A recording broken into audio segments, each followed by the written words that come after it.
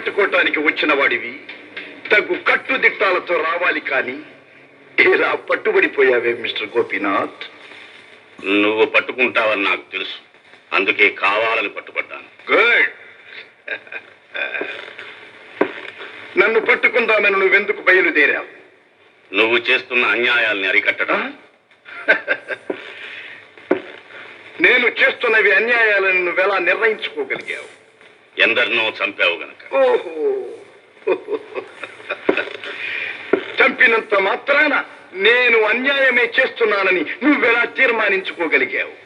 అన్నం పుణ్యం ఎరుగని అమాయకుల్ని చంపుతున్నావు గనక. మిస్టర్ గోపీనాథ్, నీకు తెలిసిన పరిధిలో నేను ఒక్క అమాయకుడిని హత్య చేశానని చెప్పు. నీకు పట్టుబడిపోయి నీవు చెప్పిన వాటికి కట్టుబడి నీతో వస్తాను. Of course. అయినా నువ్వు చట్టాన్ని నీ చేతుల్లోకి తీసుకోకూడదు. పాత మాట, విని విని విసుకెత్తిపోయిన మాట. కావచ్చు, కానీ అది రాజ్యాంగరీత్యా నేరం.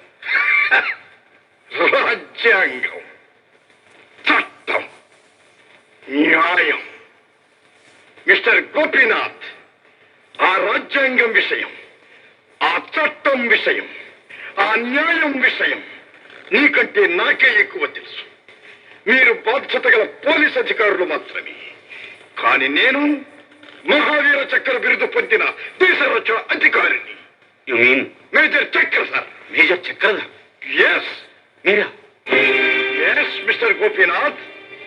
ఆ రోజు దేశం కోసం ప్రాణాలైనా వడ్డీ పోరాటానికి సిద్ధపడ్డ మనిషిని ఈ రోజు ఆ దేశంలోనే తిరుగుబాటు చేస్తున్నారు అంటే కారణం ఏమిటో మీ బోటి వారైనా ఊహించారా? No.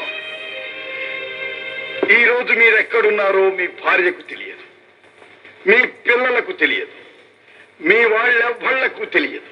కానీ తెగించి నన్ను పట్టుకోవడానికి మాత్రం వచ్చారు. ఎందుకు? బాధ్యత గుర్తించిన తపన.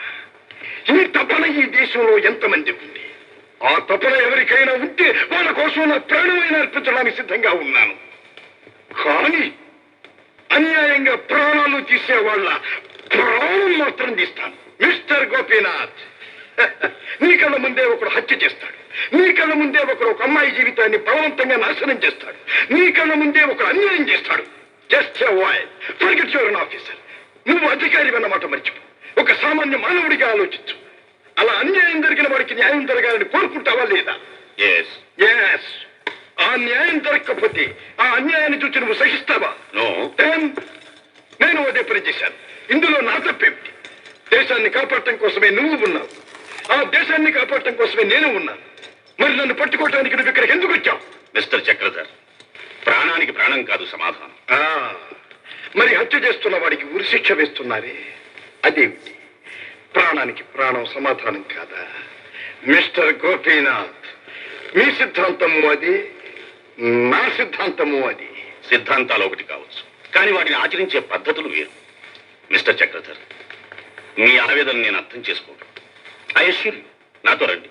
మీకు ఏ శిక్ష పడకుండా ప్రభుత్వానికి నేను నచ్చ చెబుతాను. మిస్టర్ గోపీనాథ్, నా ప్రాణాలకు మీరు హామీ ఇవ్వక్కర్లేదు. కానీ అన్యాయానికి అక్రమాలకు బలైపోతున్న కోటాన కోట్ల అమాయక ప్రజల ప్రాణాలకు మీరు హామీ ఇవ్వగలరా? ఇస్తాను మిస్టర్ చక్రధర్. నేను ఒక బాధ్యత గల అధికారిని. న్యాయానికి న్యాయం చేకూర్చడం కోసం నా ప్రాణాలైనా అర్పిస్తాను. ఒకవేళ ఏమీ చేయలేని పరిస్థితి వస్తే నేను మీతోనే చేయగలుగుతాను. కానీ నేను కోరేది ఒకటి, ఇక మీదట మీ చేతి మీదుగా ప్రాణ నష్టం జరగడానికి వీల్లేదు. ప్రామిస్ మీ.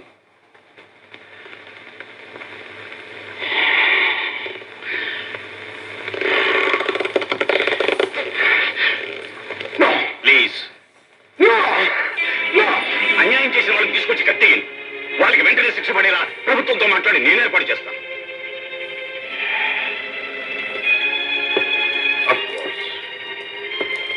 మీరు ఏర్పాటు చేయవచ్చు. కానీ చిన్నప్పటి నుంచి నా భుజాల మీద అల్లారు ముద్దుగా పెంచుకుని చివరకు నా పెళ్లి కూడా కాదనుకుని నా చెల్లెలికి పెళ్లి చేశాను. పెళ్ళైన తర్వాత ఆ దంపతులిద్దరు హనీమూన్ కని ఊటీకి వెళితే అక్కడ దారుణంగా ఆమె శీలాన్ని చెరచి ఆమె భర్తను హత్య చేశాడే. ఆ రాక్షసుణ్ణి పట్టి ఇక్కడ పెట్టి